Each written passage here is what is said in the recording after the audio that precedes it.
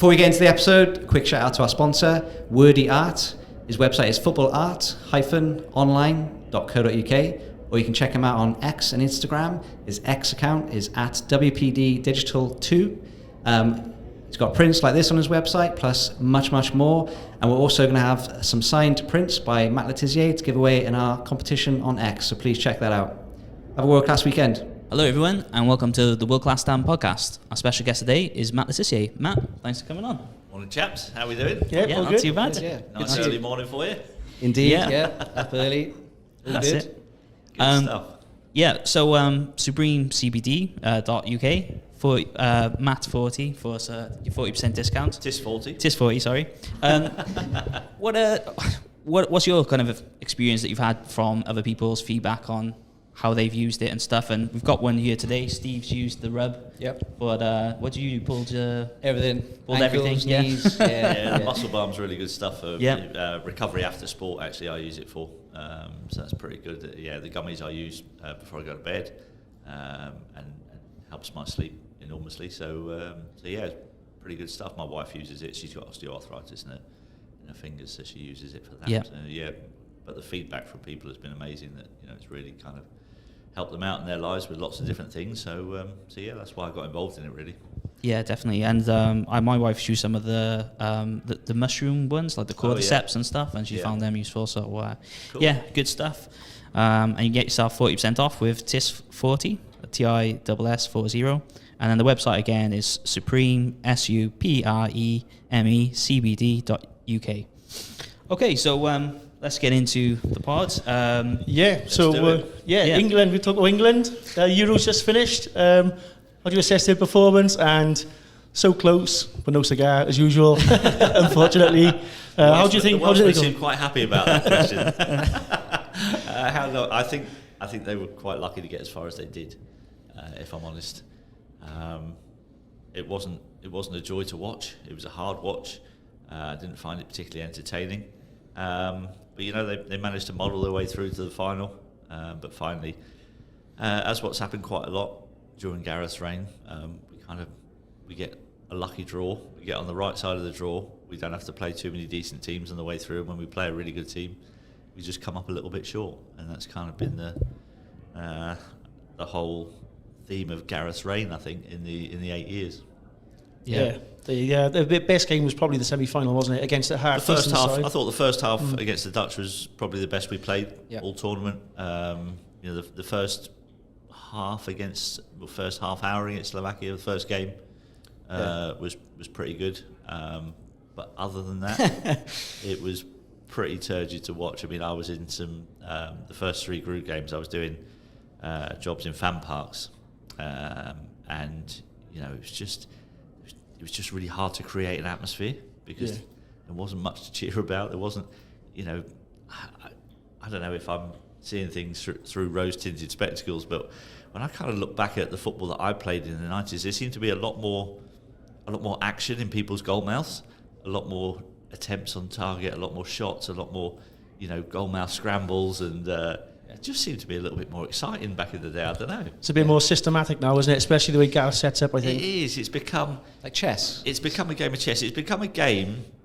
where the managers have made it all about them and not about the players. It's all about the tactics, and I don't know if I like that. I think football should be about the players, the ones giving entertainment on the pitch, and I think the managers have tried to make it more about them and not about their actual players. Well, I mean, Foden's probably a good example of that. He seemed shackled out on the left, didn't he? I thought. I mean, Trippier being right-footed didn't help that side of the pitch. Yeah. But I felt like we relied. I'm English. I mean, the 2 boys there are not. But I tipped England today, actually. I did tip England. Yeah. So. I felt like we relied on massive moments, Bellingham overhead kick, the Saka goal. Apart from that, not much else. No, there wasn't. There was periods of play where we kept the ball for quite long times, but didn't really do anything with it. And I just found it a little bit dull to watch, and that's not what I kind of got into football for. I got into football because of the entertainment side of it, not because I wanted to see a game of chess and a game of tactics between 2 managers who think they're better than each other. I I don't think that's what football's all about. And Spain don't seem to play that way either. For years and years, they've played exciting football, haven't they? Yeah, it seems to be a bit of a England kind of thing, doesn't it? Yeah, I mean, it's kind of not just England. I think there's quite a few other teams that kind of do that. But there were some good matches in the tournament. To be honest, I mean, I think it was the Georgia-Turkey game in the group stage. Oh, What a football match! Yeah. They were my side actually. Georgia, I really enjoyed watching them. You know, and when they went 1-0 up against Spain, I was like, oh, yeah, blimey. But yeah, I think they left themselves a little bit. They were probably the other end of the spectrum to what England were. They were incredibly exciting to watch, but probably from a defensive point of view, not that solid. Yeah, no, I agree with that. What do you think about the Holland game, mind though? Southgate seemed to get it right. He brought on Watkins and Palmer. They combined well for the goal. Yeah. But then I suppose accusations that maybe they should have been starting because Kane didn't seem 100% fit. So I thought Harry Kane was incredibly fortunate to actually start that final, and probably the semi-final as well, because he didn't look himself. You know, you don't have to be a football expert to watch Harry play those group games and think you start questioning: is he 100% fit?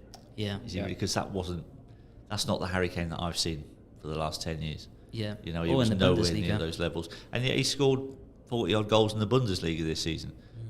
So you have to wonder, was he carrying something? Because I don't know, he just wasn't at the races. I know the way that we play probably didn't suit our front guys. We don't get it forward to them quick enough to allow them have a little bit of space and time to do things. But yeah, I felt like when Ollie Watkins was on the pitch, we looked like a different team.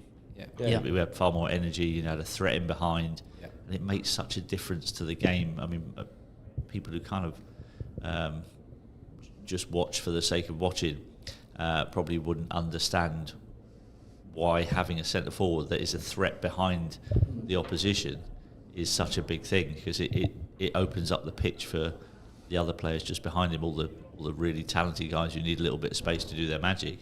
It opens up that space on the field for those people to do that. And it's not rocket science. And I was really surprised actually that Ollie didn't start the final at least. Well, it just stretches the play, doesn't it? You said you've got runners either side. Absolutely. Kane was so deep. He was basically a defensive midfielder at points, wasn't he? Yeah. It was, it was a hard watch, especially in the group stages. And it meant that Bellingham didn't have room to operate in, you know, in that those little pockets of space that he loves to get into. And it just, I mean, he had a couple of moments of brilliance, don't get me wrong. But a tournament as a whole, I don't think he was that great. Seemed quite annoyed as well, Bellingham, didn't he? A couple of times. He seemed frustrated. Yeah. And I think all the forward players would have felt frustration at the way that we were playing, and the fact that we couldn't find them in areas of the pitch with enough space for them to be able to do what they're good at. Yeah. You know, and it seemed pretty easy for the opposition to try to nullify our better players. Yeah, I think in the final, Walker maybe in the second half should have come off. Trent, fresh pair of legs, put the ball in, run up the wing. Could have got on. He could have changed it up earlier in the final, especially after the equaliser. It looked like they were in the ascendancy. Yeah, then they took the back foot again. Yeah, that was a frustrating thing, I think, because in games we kind of seem to only put ourselves in, like when we go behind in a game and we're chasing, all of a sudden it's like, oh, now we've got to do something. Why don't you play like that before you go 1-0 down and go and take the game by the scruff of the neck and go and win the games instead of sitting there trying to just keep yourself in the game and then try and nick it later on. I don't know. I think we're a better team that we don't have to play those tactics. Yeah, and it's hindsight, but do you think squad-wise he picked the right blend of squad now? He obviously left some key players out, Grealish, Rashford. Do you think having them on the bench maybe in the final could have done a little bit? I mean, I don't know if it would have made a huge amount of difference. You know, Grealish, yes, I like Jack, and he can do something a little bit different, and he can unlock a tight defence. So I thought perhaps he might have got in the squad because of that. You know, because of the way we play and the fact that teams will sit deep, and you know, he's used to trying to unlock really tight defences. So I thought he might have got in. Rashford, I thought, had been a pretty poor this season. He had a poor season for him, and Gareth always kind of said that he'd pick players on form. I mean, yes, sometimes he has. Sometimes he's gone against that, and he uses that as an excuse when he does want to drop somebody. But he also picks other players. You can't say Luke Shaw was in the squad because of his form, because he hadn't played a game since February. Yeah. So he does contradict himself sometimes in his selections. I thought he went more on form this time, but like you say, there was still that smattering of name or sort of trust there, wasn't there? But I mean, I tell you what I was probably more disappointed than anything in terms of utilising the squad. I think Anthony Gordon played like 5 minutes the whole tournament, did he? Yeah. He came on late one game, didn't he? Yeah, and did well. He came on in the 89th minute and got like 4 minutes of stoppage time. But in that fight, he actually looked pretty lively and looked like he could do something. And then you never saw him again. I was like, hang on, what's going on here? So yeah, that was a slightly odd one. I don't know if it's managers sometimes. I think because everybody like was on social media was like, why is he not playing Anthony Gordon? And I don't know if sometimes the manager goes, I know better than all them lot. What are they on about? I'm just gonna keep him on the bench. Yeah. Strange. So next England manager, obviously Southgate's gone now. Who do you think is likely to be in frame, and does it matter if he's English or not? I mean, personally, I prefer it to be an Englishman. I think actually I'd like to see the rules change, that you've got to have the same qualifications to manage your team as you have to play in it. Yeah, that makes sense. Yeah. Because I don't see why a country can't produce a manager to run a football team while they've got to go and nick somebody else's manager from another country. It doesn't seem to make sense to me. You just surely being the national team, being part of the national team is you are one of the best players to play for your country. Yeah. So you're one of the best players that are able to represent your country, so you get picked in an England squad.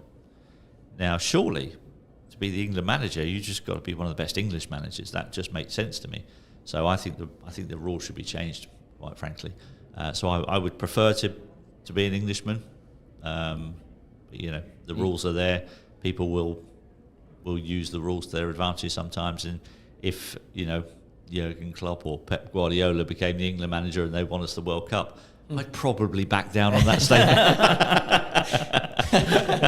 Brilliant. Is there anyone in mind though that you think would make a good England manager? I mean, I think they'll give it to Lee Carsley. Yeah. Funny enough, I said that last night to I the asked boys. the boys, I do. Just for the fact that Gareth was under 21 manager before he took over. That's true. Yeah. The FA will view the last 8 years as a success, and they'll probably go, well, it worked last time. Yeah. Let's try it again. I don't particularly agree with that sentiment. I'd probably prefer out the English candidates. I've always liked Eddie Howe. I think Eddie's a good manager, good guy. It's whether or not he's willing to walk away from Newcastle at the moment. Might be a timing issue at the minute, isn't it? Because he's got that giant job at Newcastle. I mean, obviously getting to a couple of finals and semi-final of the World Cup on paper looks like really good, and so he'll probably be viewed as the second most successful manager. But if you're asking me, is Gareth Southgate a better manager than Bobby Robson? Is Gareth Southgate a better manager than Terry Venables? Is Gareth Southgate a better manager than Glenn Hoddle? Nowhere near, not even on the same page. Okay, fair enough. Okay. So moving to Premier League preview now. So 16th of August is coming around, a couple of weeks. Flies around, doesn't it? It does, yeah. We're going to run through each team, a couple of minutes on each. Obviously, rumours are always circulating around this time of year, so it's as accurate as our prep was done a couple of days ago. But Arsenal, start with in alphabetical. Arsenal, Mikel Arteta finished second last season to Man City. He did. Another good season. They've signed Riccardo Calafiori, defender. Has he signed now, has he? I think there was certainly strong rumours. The fee's been agreed, 42 million with Bologna. I think it's just it's in the medical crossing the T's. So David Raya come in permanent. How do you think Arsenal are going to get on? Yeah, I mean, David Raya coming in permanently was a no-brainer. I think he had a cracking season for them last year, so I think that was a done deal pretty early on. Obviously, strength in the defence is good. They were pretty solid last year. I thought they were a really good team last year. I thought they had a really good season. Anybody who can push that Man City team that close is pretty decent. And I would say they've got a very, very good chance of winning the Premier League this season. Third time lucky. Well, they look to me like they're improving a little bit each season, and also, Man City have won it 4 times in a row. Yeah. What's their motivation going to be? Yeah, that's also another. I mean, it's amazing what they've done. Nobody had ever done 4 in a row before, and that is pretty spectacular. So, you kind of question their motivation, but they've done it 4 times in a row. Why wouldn't they want to do it 5? Do you think Arsenal are light on maybe a striking position, goals? That's the one. I think that's the one key area where, if they had Ivan Toney, maybe. I mean, put it this way: if you stuck Erling Haaland in Arsenal's team, Arsenal would win the Premier League. Yeah, fair point. They're solid. I think so. Defensively, they're so solid. Yeah, they're looking great now. Last season proved that. If they can do that again, add a striker, I think they could win. I think they've got a very, very good chance of winning the Premier League. Yeah, but again, if they don't bring in that striker and they come up just short again, then they'll be looking at the manager and going, "Hang on a minute. Surely it was fairly obvious last season what we needed. Yeah. Why haven't you sorted that out?" Yeah. So you saying top 2 finish? Maybe I think champions? so. Okay. I think good chance of being champions. Okay. I'd like a different name at the top. Just for that, 4 years in a row is getting a bit boring now. Come on. It's perfect come on. last year, Mike, I mean, I was a potentially. Spurs fan as a kid, but I'm going, come on, Arsenal, knock Man City off the perch. They've had enough now. Yeah. It's been good while it lasted, but let's move on. Yeah, well, talking about that, Aston Villa, Unai Emery probably overachieved last season, 4th place. Fantastic, season. some great games. What do you think of their chances this year? I mean, it's going to be tough. I mean, I kind of look at what happened to Newcastle with them qualifying Champions League and then seeing how it kind of affected the league form the next season. So that's something that Villa are going to have to be a little bit careful of, I think. The focus, obviously, they haven't been in that competition for a very, very long time. So the major focus will be on the Champions League. Hopefully, they'll have a big enough squad to be able to cope with both the tournaments, both the competitions. I struggle to see them getting in the top 4 again, if I'm honest, because I just feel like that focus that will be on the Champions League will just take their eye off the Premier League a little bit. So I think they've got a good enough squad to get through the group stages of the Champions League. I think they could give most teams a decent game. So it wouldn't surprise me if they got through the group stages. And Unai Emery has done a fantastic job there. I mean, that was a phenomenal season last year. So massive credit to him. It's all about now, how do you strengthen, and how do you put together a squad that can kind of compete Champions League and also try and get back into that top 4 again. Okay. Yeah, they've been quite active, haven't they, in the transfer market? Ross Barkley's come back. Yeah, that was an interesting one, because I thought Ross Barkley last season was excellent. Yeah, he was. I thought he had a really, really good season. I was hoping Southampton might have gone and nicked him early on, but sadly not. I think he's a bit out. He's not kind of the age range that I think we're looking for. Yeah. Okay. Onto Bournemouth now then. So they had a bit of a weird season last season. Yeah, very up and down, wasn't it? Yeah. In and out. They started off a bit down the bottom with the new manager, but he really kind of, once he kind of figured the Premier League out, he took it by relative storm. Dominic Solanke had a fantastic season, 18 excellent goals, season. 19 goals. Yep. And they've made a few good signings. Sinisterra from Leeds. Yep. He did really well in the Championship last season. So, what are your thoughts on Bournemouth and what's really realistic for them this season? I mean, realistic. I mean, when you've got a budget like Bournemouth have got, with a ground like Bournemouth have got, the realistic aim is to stay up every year at the moment. Yeah. Now, obviously, the manager will have higher ambitions than that, and rightfully so. But personally, Bournemouth are one of those teams for me that anything above 17th is a good season. Purely because of, not because they're not a good team, not because they haven't got a good manager, but because of the budget and what they're up against. Size of the ground as well. I think Bournemouth have done incredibly well to have spent this many seasons in the Premier League. Yeah. It really is a David against Goliath job, really, when you look at the fact that their ground holds 11,000 Yeah, something like that, isn't it? You know, Yeah. it's a brilliant story, and fair play to them. I mean, they're just down the road from us. I like seeing Bournemouth do well. And as you say, Dominic Solanke last season for him was a revelation. I never thought, you know, I'd watched him for a few seasons. I never really thought he would be, you know, that type of striker who will get that volume of goals. I thought he would be like a, you know, good hold up man, maybe nick 10 goals a season. But last season was excellent, and you know, he probably feels like he's a little bit unlucky not to get in the Euro squad. Yeah, I was going to say that, but yeah, you're right there. Yeah. Okay, moving on to Brighton now. Brentford last season. first. Oh, sorry. Sorry, yeah, similar. Alphabetical or Yeah, not? going alphabetical. Who's Who's done this? Because I'm Who's done sure this? Brentford came before Brighton when I was at school in the dictionary. Yeah. No, in Wales, maybe. I live in Wales, by the way. So Brentford, similar club maybe to Bournemouth. Yeah. 16th last year. Tony obviously wasn't available for large parts of that, and Buemo was injured. What do you think their chances are? I think it could be a tough season, especially if they lose Tony. I think Thomas Frank's done an incredible job there at Brentford with the resources that he's had available. You know, they've got themselves into the Premier League, got themselves a new ground while they're in there, and it hasn't disrupted them too much. So again, Brentford are one of those teams for me. Anything above 17th, that should be considered a successful season. They've got some decent players. I like the way that the manager sets the team up. You know, they're always looking to be on the front foot, trying to score goals. And I like watching Brentford play, and that's the biggest compliment I could give them, really. Yeah, okay. Yeah. They do cause a few upsets as well, don't they? Absolutely, yeah. They've been turned over. Well, They beat can Man give City. everyone a game on their day. Man United bogey Absolutely. team. Yeah, and they beat Man City at Etihad, didn't they, a few seasons back? Oh yeah. Yeah, so No, they've they got play some good stuff. more than enough to challenge and compete. Again, it's down to budgets and things, and that's why I say, you know, not without any disrespect, I don't think if they stay in the Premier League, it's a cracking job.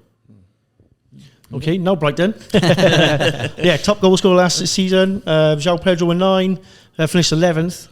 Are they going to stay up this season? Again, Brighton have punched way above their weight.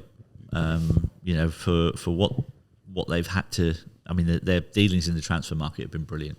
You know, they bought in some good players for cheap money and sold them on for hundreds of millions.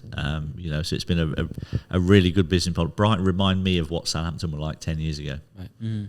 They've very much gone down that similar route and had a really good time. The unfortunate thing about that is that when that happens and you have a team of that size who do well, you then find your best players getting nicked every season, and not only that, but your manager gets nicked every season as well.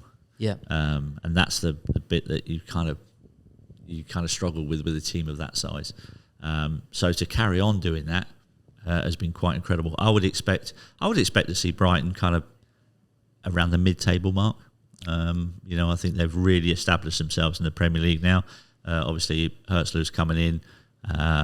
It'll be interesting to see what he makes of the Premier League and how quickly he adapts to the Premier League. But you know, he's a young lad with a lot of ambition, a lot of good ideas. So I'm sure they'll do pretty well. Brighton's recruitment has been pretty decent. You know, whether that be managers or players over the last few years, they've done an incredible job there. So yeah, I would expect to see Brighton fairly comfortable. Okay. Yeah. Okay, on to Chelsea. Pochettino probably unlucky to lose his job at the end of last season. They've brought in Enzo Maresca from Leicester, and they made a few signings. Kieran Dewsbury-Hall is probably the standout one.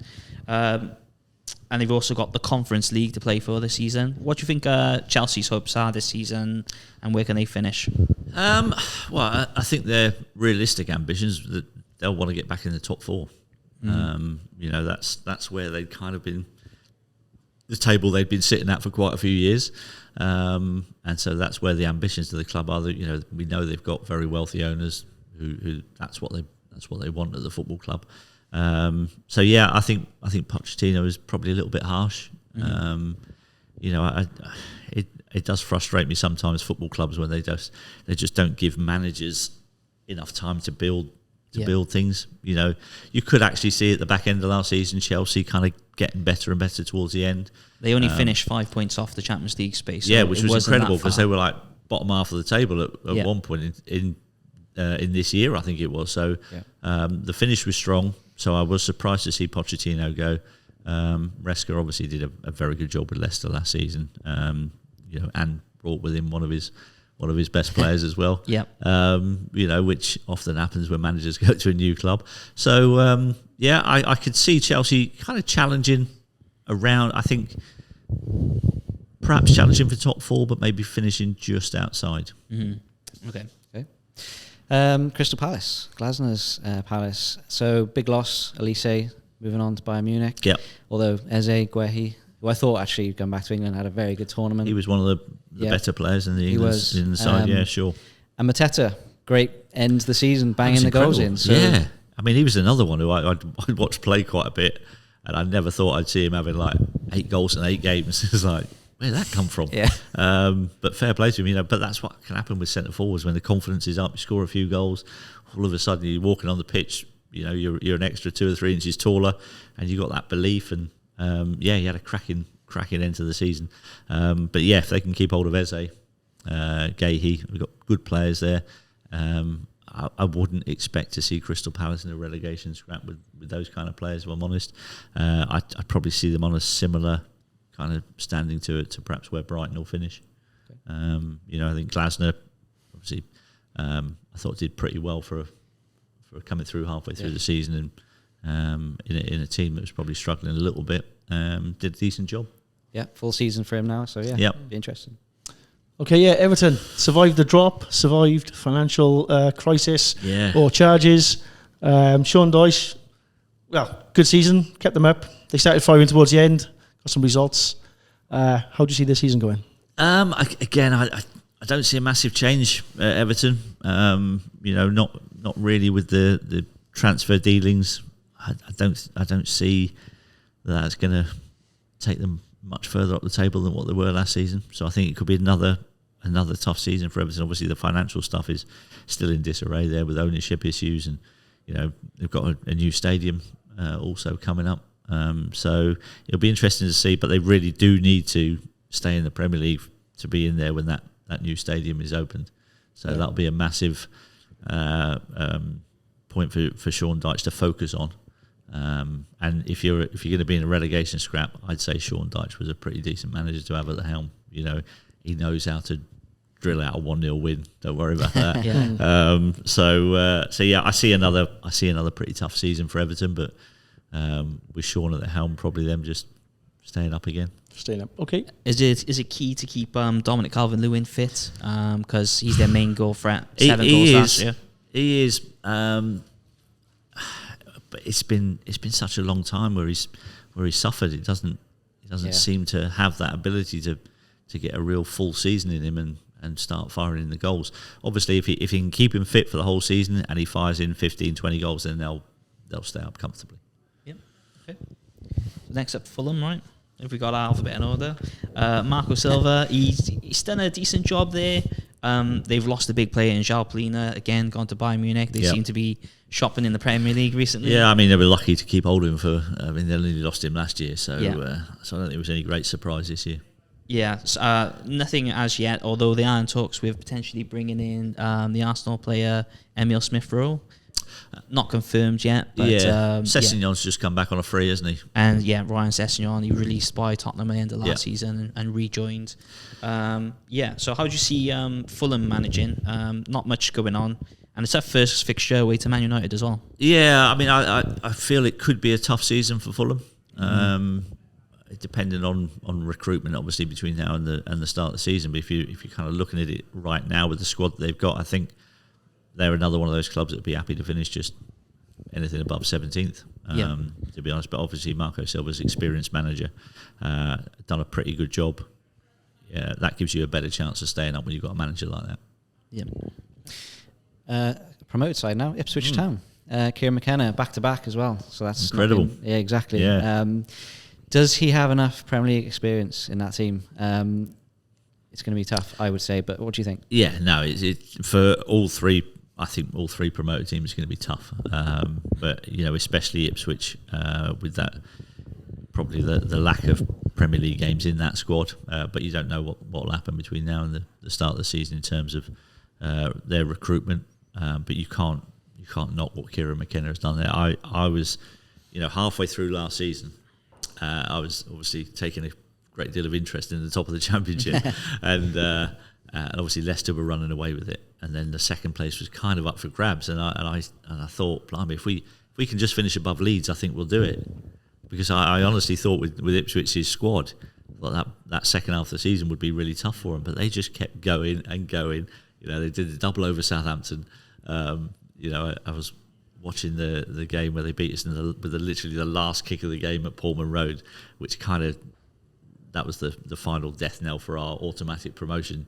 And I just thought, wow, they've got something about them. They have a spirit there that Kieran McKenna has installed in that team, which is unbelievable. So, I see them a little bit like a Luton, right, in terms of what happened last season, where I think they'll give teams a really good game at home. But I think picking up points away from home will be the biggest challenge for them next season. And they are spending decent money, but again, is it good money spent on experience in the Premier League? That's the question mark, I guess. Yeah, I mean, time will tell. Yeah. And obviously, Kieran McKenna's got his idea of what he needs to strengthen in his squad. And he's done a pretty good job for the last 2 seasons. So I think you've got to give him the benefit of the doubt at the minute. Definitely. Okay, another promoted side, like we said, Leicester City looked like they were running away with it for a good period. They took a dip towards the end as well, didn't they? They tried to chuck it away. They did, yeah. They recuperated the last couple of games. They did. Back up there now. Jamie Vardy's back again, by the looks of it. I think he signed another 1-year deal. I saw that, yeah. So, he's back in the Prem. 38? That's not bad, is it? For 37-year-old, 20 goals last good. season. How do you rate their chances? Again, I think it will be a struggle as it is for most teams nowadays that come up from that Championship. It's there's very few that will kind of really take the Premier League by storm, and I see it being a little bit of a struggle again for Leicester as it will be for my team, unfortunately. But Steve Cooper, I think, is a good appointment.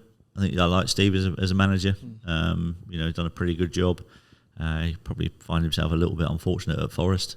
I think they'll give themselves as good a chance as they can. They've got a few quid there, but obviously there's the threat of the points deduction hanging over them as well. Yeah. I don't think that's been resolved yet. So that'll be a little bit of a concern for them. But again, they're one of those teams. Anything above the bottom 3, and they'll be happy. Okay. Moving on to Liverpool now then. The Klopp reign has come to an end. Arne Slot has come in. They've finished on 82 points last season, third, 9 points off the top. Mo Salah, 18 goals, top goal scorer. It seems deadly quiet on the signings at the minute. It does, yeah, really quiet. I've been surprised. When a new manager comes into a big club like that, normally he'd have some pretty big ideas about who he wants to bring in, and yet it's been very, very slow at Liverpool this season so far. So I don't know. I mean, 82 points I thought last season was a pretty decent return. That's won the Premier League some years, 82 points. But obviously with the fact that Arsenal and Man City were so consistent meant that third place was kind of the best they were going to do. Mo Salah, is he past his best? He looked a little bit past his best last season. He was still nicking goals and still a threat. Don't get me wrong, but not to the level that he kind of has been. It wouldn't surprise me if they cashed in on him. Yeah, he's past his peak, and I think the problem they had was Darwin Núñez. He missed a ton of gilt-edge opportunities, and you just think if there was a more sharper striker, they would have maybe even clinched the Premier League. But that Núñez. But Diaz had a good Copa America, and they've got Jota to come in as well. Yeah, so I mean they've still a good squad there. Yeah, they've still got some very, very good players. They'll score goals.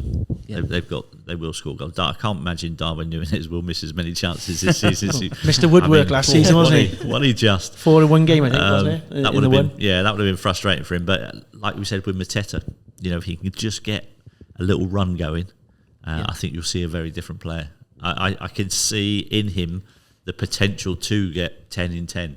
I couldn't see it in Mateta, and he did it. So, but in Núñez, I think you could. But yeah, I think Liverpool will obviously be up there challenging. Yeah, okay. I like Arne Slot. I watched his team a little bit when I was covering the Dutch league a couple of years ago. Play some good football. So I expect to see some pretty entertaining football from Liverpool this season again.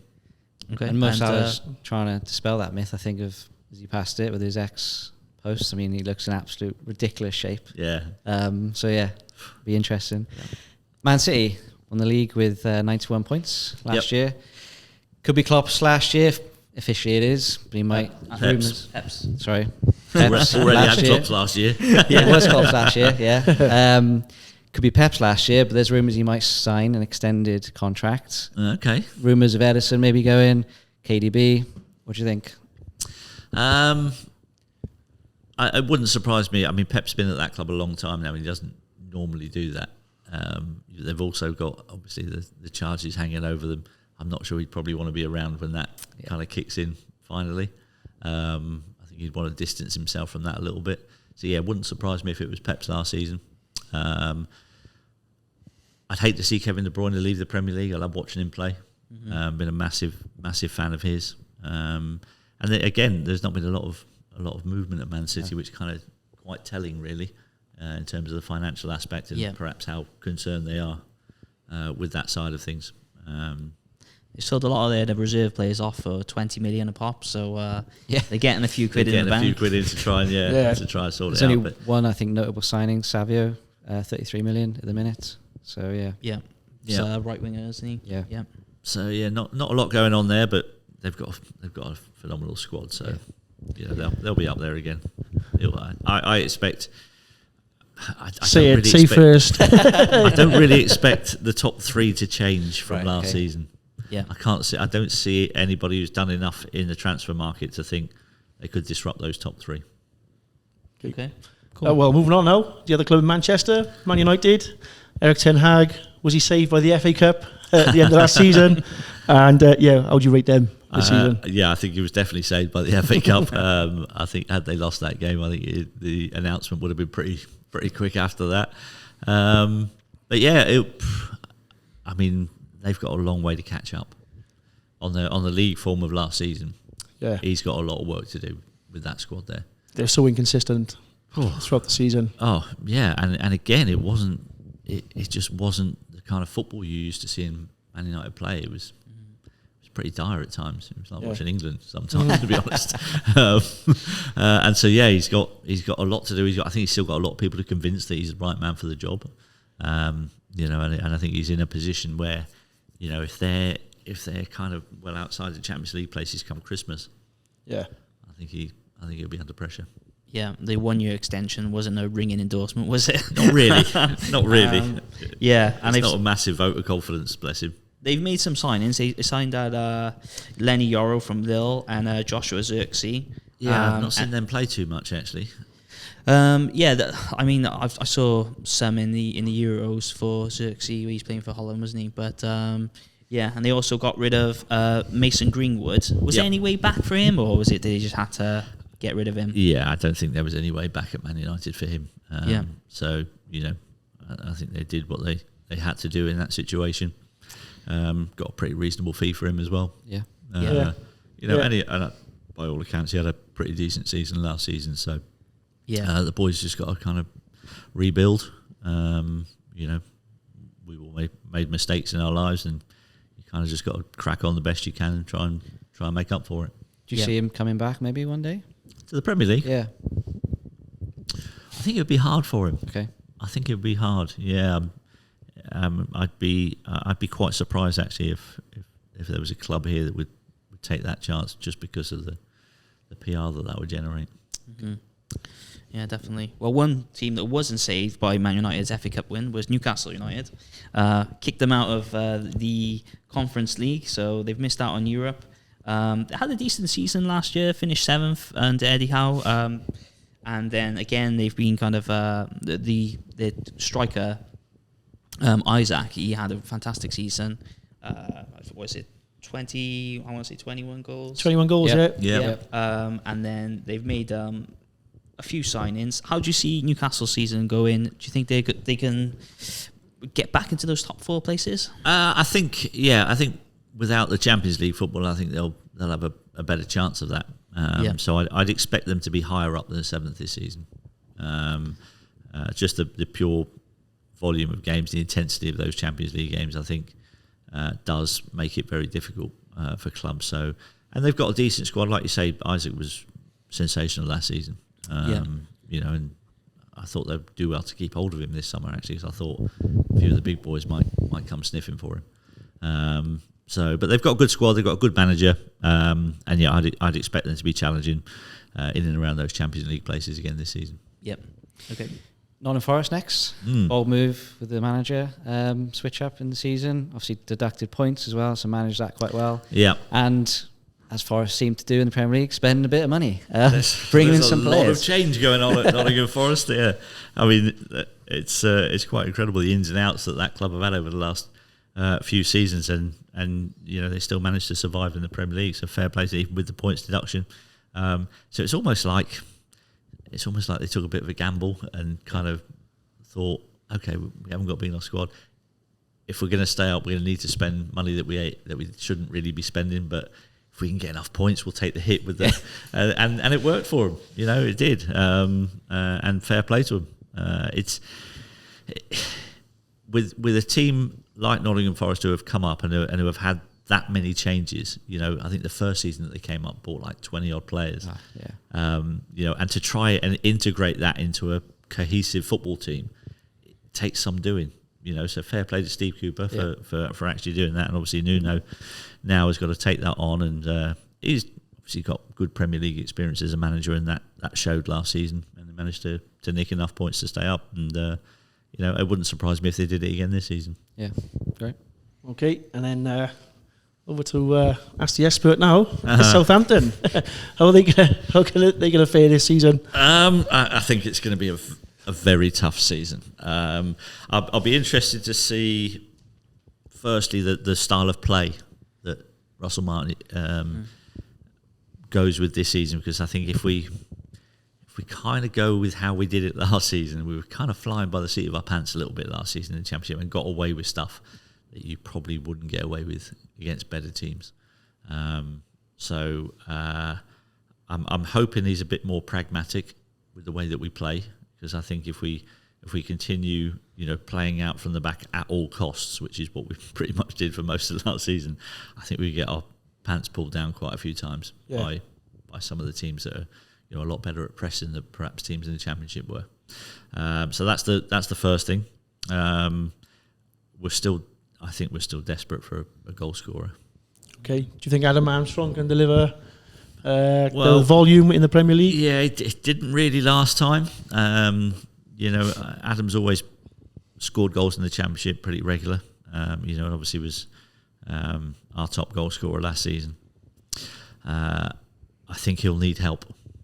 I think we need to find somebody who can kind of guarantee us between 15 and 18 goals next season to give us a realistic chance of staying up, I think. Yeah, Che Adams has left the club now, so that's a bit of firepower gone there. Yeah, but again, you know, Che didn't really, the last season we were in the Premier League, didn't really catch fire at all.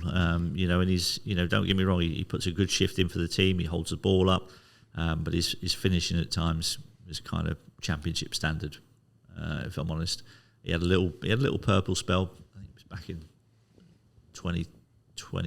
1920 season, where he looked like a really good player. He was confident and he was, you know, scoring regularly, and then he kind of had a bit of a dip. So yeah, he's going to need to be replaced. And if we can find somebody who can get that around that 15 goal mark in the Premier League, it will give us a chance, because we do play some good football and we do create chances. Well, on creating chances, Adam Lallana is back. Yep. So, what do you see his role this season? A bit older, obviously, the last time he was here, but yeah, I don't see him playing a massive role in terms of, you know, starting 30 Premier League matches. I think he'll kind of be more of a player that might start, I don't know, 15, 16 matches and then be used as a substitute impact player for games. But I think he's also been bought for his little bit of experience around the changing room, you know, to set a good example to the players in the changing room, the younger players, and obviously he knows the club pretty well, and and I think it's good to see him back. He's also, I know he's done all his coaching badges, and he's looking to go into that side of things as well. So you almost see him like a player coach type role. I think that'll be the way it will go. And we did see you on the Sky camera sitting next to Adam Lallana. Was there any Agent Tiss involved? Did you was you giving him a little word? Did you fancy coming back? Well, he that day he already knew he was coming back. Oh right, okay. So when he came, he came into the hospitality area where we were sat. He was actually sat on my table. He was sat next to me on the table in hospitality, and he sat down and all right, mate. I said, what are you doing? I said, it's been released, haven't you?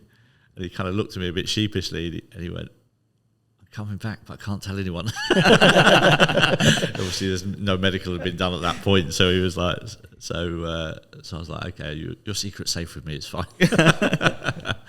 So yeah, I didn't need to persuade him. The deal was already done. He was already there. Oh right. Yeah, great player though, great technique, keeps the ball well. I loved it. He was one of my favourite players. Him and Ricky Lambert. During our renaissance back in the Premier League, they were the two players that I used to go to St Mary's to watch. They were awesome. Fantastic. Okay, moving on to Tottenham then.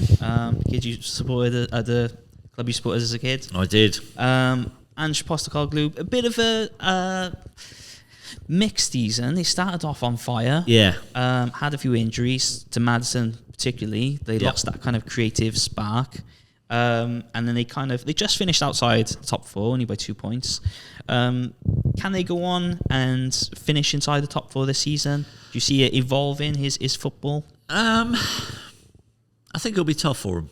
I do. Although I like the signing of Archie Gray. I think he's a really good young player. Had a cracking season at Leeds last year, so I think he'll get stronger and stronger. I think there's probably just too many teams that are a little bit better than Spurs. I think last season was kind of just about right. They looked good at times, but I think there was just too many teams a little bit better than them. Obviously, as a Spurs fan, as a kid, I'd like to see them back in the top four. I'm not sure they've got quite enough in that squad to do it. Just missed out, yeah. Okay. West Ham. I think West Ham had a West Ham season, to be fair. Last year, 9th. Top of the table. New manager, Moyes is gone. I think West Ham fans want to play more attractive football. I think that's kind of the West Ham Careful way. what you wish for. So Lopetegui's come in. That's all I'm saying.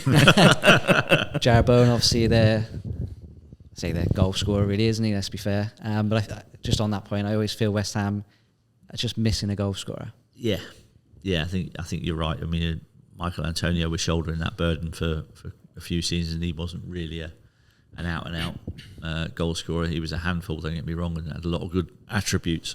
But yeah, I think West Ham probably a bit like Southampton. They need that player, and it's been a while since they've kind of had that cut. And they spent quite a few quid trying to find one. Yeah. And they kind of bring him in for a season. It doesn't work, and they go, "Oh, he's rubbish. Get rid of him. We'll try another one." And so that's been a little bit of a problem with West Ham. But yeah, I think West Ham fans have got to be a little bit careful what they wish for, because I think 9th place with the squad that they had. Yeah, they're a selling club too, aren't they? They sold Declan Rice to Arsenal. If they can build a squad around, say, Declan Rice, likes of Antonio, going forward, you might stand more of a chance getting further at the table. But got to keep your best players. Yeah, I mean, I think if West Ham finished 9th again this season, I think they pulled up trees. Yeah, I think they would have done really well. Yeah, I'm not sure what's happening with Paqueta either. There was something going on with him, wasn't it, with stuff? So the betting scandal, wasn't it? Quiet, I think there was a few yellow cards that were. Yes, that's right. Yeah, and his hometown is, I think it's called Paqueta Island as well. Is it? Where he's from, and there was shed loads of bets going on him getting a yellow card for 5 games in a row. Paqueta likes it better, doesn't he? Yeah. There we go. So okay. So so that could be one to watch out for, because if they lose him, obviously he's a good big player. influence on the team and a very good player. Yeah. Okay, then finally Wolves then. Gary O'Neill holding back up the table last year. Yep. Finished 14th in the end. I think we were a bit higher than that at one stage. Got a reasonable squad. He scores quite a few goals. maybe their striking talisman. They play good stuff in midfield. How do you feel their chances this year? Yeah, I mean, I quite enjoyed watching Wolves play. They're quite an expansive team. I think Gary O'Neill's done a pretty decent job there, if I'm honest. I don't really see Wolves in a relegation scrap when I look at that team. I don't see them challenging for Europe either. So they're kind of going to be in that area, kind of 12th, 13th, around that kind of place. I see them. It's difficult. I mean, how much investment is Gary O'Neill going to be allowed to have into that squad? And it's just a brutal league. And for teams the size of Wolves, anything kind of top 12 is pretty decent. Yeah. And so I think he's done a good job. I think he'll probably continue to do that pretty steady job, and that's kind of, I think, about where Wolves are at the moment. Yeah, they've raised 40 million selling Max Kilman. Yep. It looks like they've already spent most of that on Tommy Doyle, Gomez, Lima. So made decent profit on Kilman, actually. Came for 40 grand. Yeah. So yeah, very good bit of business. Yeah, decent player as well from what I've seen last season. Yeah. Yeah. West Ham. You went to West Ham. Is it West Ham we went to? He's gone to West Ham, yeah. It was West Ham, wasn't it? Yeah. Yeah. Yep. No, cool. Good All stuff. Right. Okay. So FFP now, financial fair play, but I think they want to relabel it to the PSR, don't they? Profit and sustainability rules. Yeah. So Goalposts are getting moved. Yes. Yeah, rebrand. Rebrand. Yeah. Looking to, I think Premier League want to close some loopholes, don't they, with clubs and their finances. Looking to shift maybe from a points sort of ramification to a fines-based one. So, we've heard, I think, Chelsea, I think there's selling hotels themselves, selling their women's teams themselves, just to try and balance, the loophole, essentially. So what's your general feeling on all of that? My general feeling is that the whole financial fair play thing, profit, sustainability, whatever they want to label it as, to me, it only seems like it benefits the richest clubs, and it benefits the people who are already in positions of power. Yeah, it doesn't. It's basically stopping little teams from having a wealthy owner and challenging the big boys. That's what it does. So I think I haven't given it huge amounts of thought, but I think I'm probably in favour of scrapping the whole lot and just going, just try and run your club in a way that, as long as the owner can guarantee that the money's going to be there to pay all its liabilities, then crack on. That's the way I feel about it, because otherwise, football's never going to change. You're never going to get another Blackburn that will come and win the Premier League, and you're just going to get the same teams over and over again keep winning, because it's really difficult. Obviously, you'll get the occasional freak like a Leicester season, when you just have that amazing kind of run that one team had at a time when a lot of other teams were in kind of transitional periods and weren't really firing on all cylinders.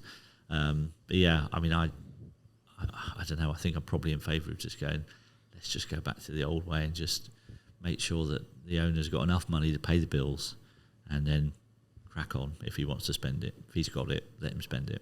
Yeah, it's a bit like financial doping, really. Like Manchester City, to get where they are now, they had to have that big, massive investment, and then now they close everything off, no more, thanks. Yeah, exactly. And exactly. it's telling that they've gone to a fine model, because I would imagine Man City would be slapped with a massive fine as opposed to points deduction, demotion. Nothing to them, Of course. is it? Fine is nothing. A fines system is absolutely pointless. Yeah. When the amount of money that the owners have got at Man City and places like that is, whatever they're going to fine them, it's loose change. Yeah. It's not going to make any difference whatsoever. The only thing that is going to make difference is taking points off them and relegating teams. That's the biggest threat. So if you take that away, that is the most ridiculous decision they could ever do. Okay. Okay. Just to flag as well, another kind of rule-based thing. I don't know if you saw it, but in a Flamengo game in Brazil, Balassi is down there playing. A ball came onto the pitch in the penalty area, and one of the defenders, the attacker, was about to strike the ball on goal. And he hit it at him. Kicked the ball at the ball, awarded a penalty, and they scored the penalty. So, yeah, weird one. I can't see that happening very often, but you do see balls getting thrown onto the pitch, don't you? Yeah, occasionally. Yeah, as it happened occasionally. Yeah, I can understand why we give a penalty in that situation. Yeah, it's an interesting one. So yeah, well, another sort of rebranding here. VAR changing to semi-automated offside. Yeah. So, do you see any difference really in the Euros, and is it going to benefit the game?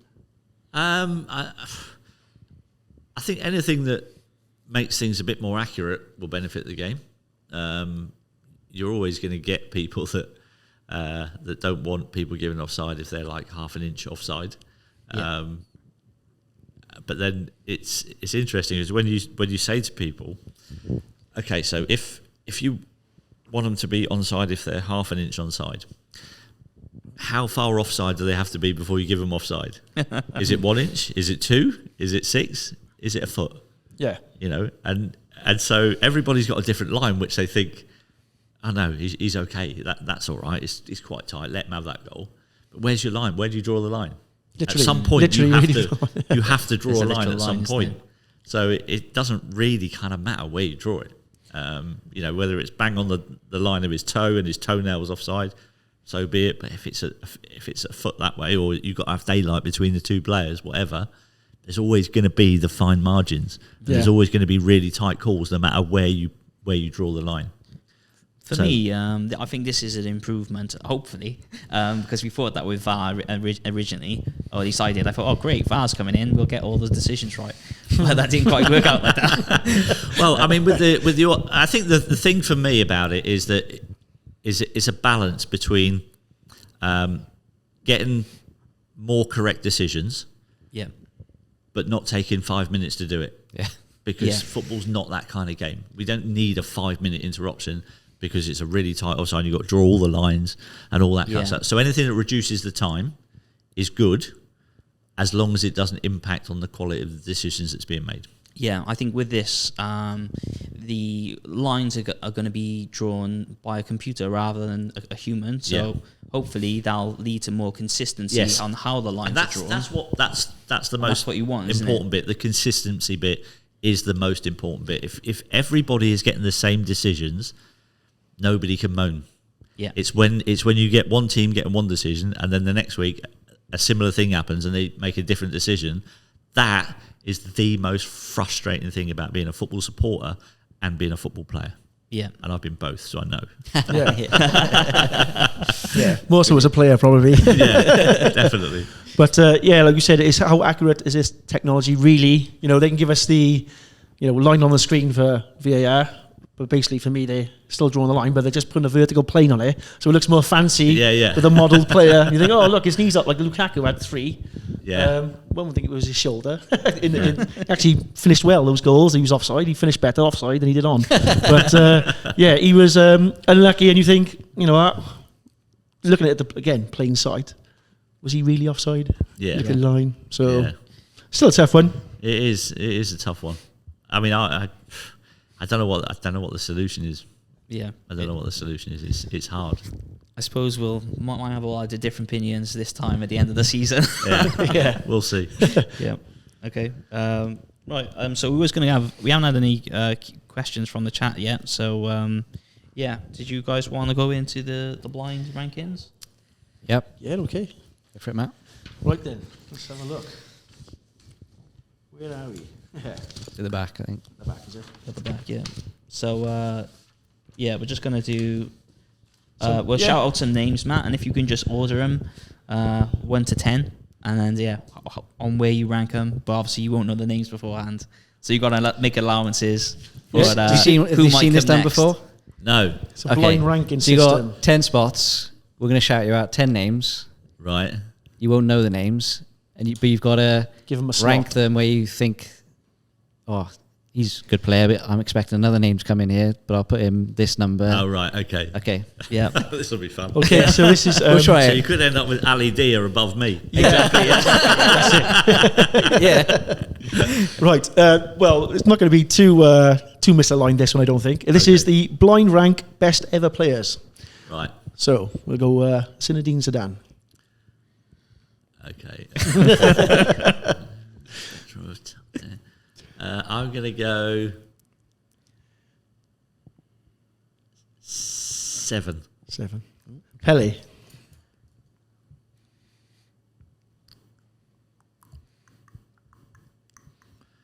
2.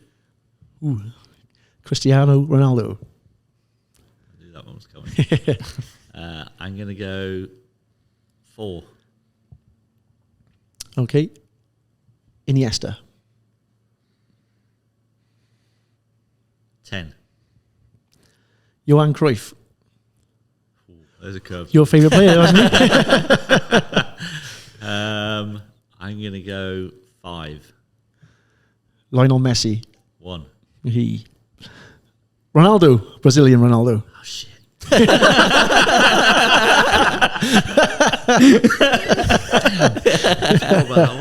Oh, blimey, what have we got left? You got 3, 6, 6. 9, 8. 8 and 9. Yeah. I'm going 6 because I'm hoping that Okay. Franz Beckenbauer. 9. Yeah. Diego Maradona. 3. Okay. And Alfredo Di Stefano. He's left at number 8, isn't he? Yeah. There we go. I don't mind that. Don't mind that, no? I don't mind that. Messi, Pele, Ronaldo Maradona. was a bit of a spanner in the works. So I was like, ooh. There you go. Messi, Pele, Maradona, Ronaldo, Cruyff, Ronaldo, Brazil, Zidane, Di Stefano, and who's that? Beckenbauer, Iniesta. Yeah, There we go. Yeah, I That's don't mind it. that. Yeah, Okay, like so that. you've got the hang of it now. So next up is the you wanna- England managers, right? No, we'll We're going to do... just do them two there, is it? Was it the midfielders. Midfield. Are these current midfielders or just best ever? Best ever England midfielders. Right, okay. Best ever England. So, England midfielders. Okay, number 1. Cogs are turning out. So the first one is Brian Robson. Best ever England midfielders, Brian Robson. 4. Yep. Steven Gerrard.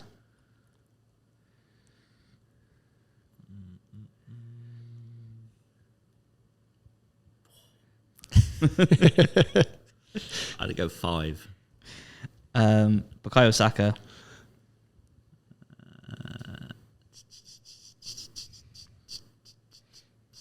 9. Paul Ince. 10. I think they've stitched you up here. David Beckham. 8. Glenn Hoddle. 4. We've already got 4 with Brian Robson. Oh, 3. Right, okay, yeah. I'm a bit biased when it comes to Glenn Hoddle as a footballer. He's a good player. Paul Scholes.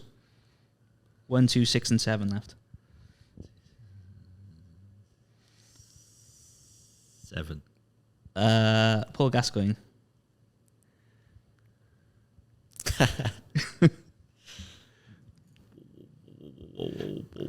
1.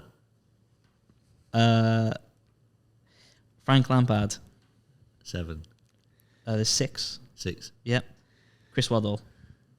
Oh, I've only got 2 left. Yeah. That's it. That's the last one, Chris Waddle. So that's okay. number 2.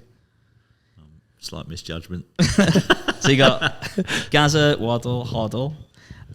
Say that fast. That's a wonderful. Orientated at the top of that. There, wasn't it? Robson, Gerrard, Lampard, Scholes, Beckham, Saka, Ince.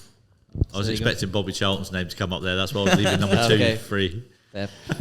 Brilliant. So this is something slightly different. This is a winner stays on. So you're starting as a player, Yeah. and then you've got to say whether this player, Is better than you or not. basically, yeah. Okay. So, are you right? Okay. Yeah. So obviously you're up first. Paul Merson, Me.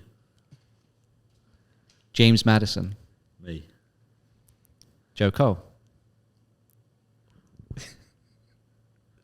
Me. Hatem Ben Arfa, Me. Santi Cazorla. Me. David Ginola. Oh, I knew this was a tough one. I knew this one.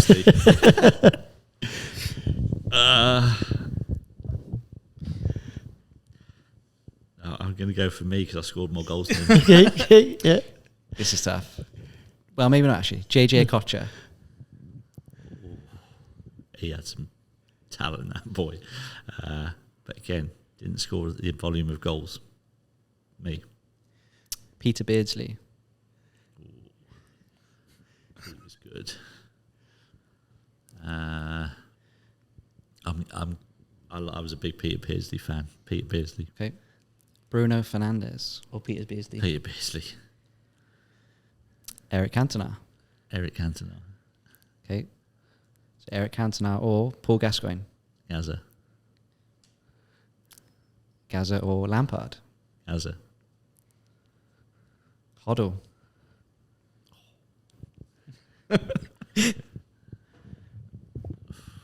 Gaza or Huddle.